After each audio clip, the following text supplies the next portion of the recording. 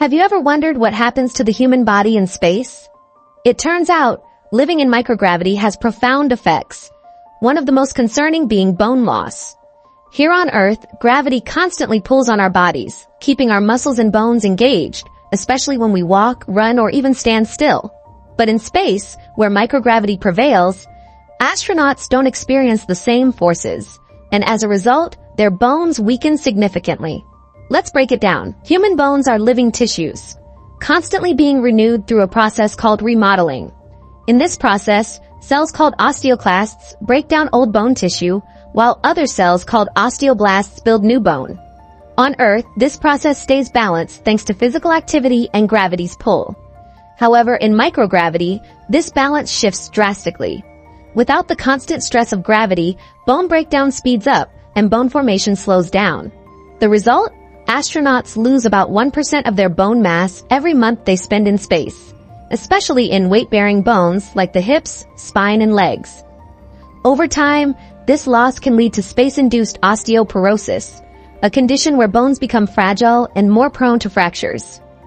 Imagine being on a multi-year mission to Mars and suddenly dealing with brittle bones. It's a scenario that space agencies around the world are working hard to prevent. To combat this, astronauts follow strict countermeasures. One of the most important is exercise, but it's not as simple as running or lifting weights like on Earth.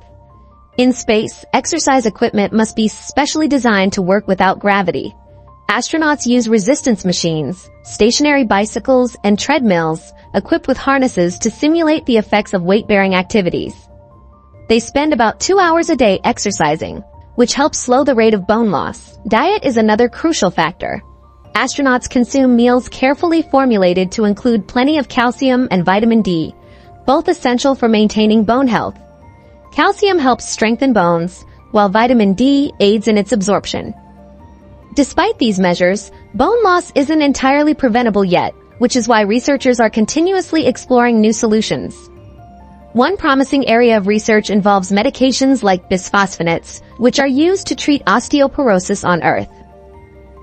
These drugs work by slowing down the activity of osteoclasts, reducing bone breakdown. There's also exciting research into genetic factors and how manipulating certain genes might one day help protect astronauts' bones. But why does this matter for the future of space exploration? As we look toward ambitious goals like building habitats on the Moon, colonizing Mars, or even exploring beyond our solar system, astronauts will need to spend extended periods in space.